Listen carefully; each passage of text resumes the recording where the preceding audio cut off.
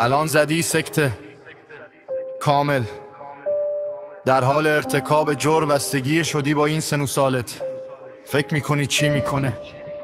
شعر و کامل همین اتفاقاته که ضد حال این سابق دور همین سلطه گریم. فکر میکنی گرگیم و توبه کردیم، تو واسه من یه موشید که خورده پنیر. از بس صبر رو کنده زدیم، مسخرم کردن، از عقب درم گذاشتن رفتن هر طرف. سگ شرف داره به تک تکه که تون از مقرم کلی فاصله داری.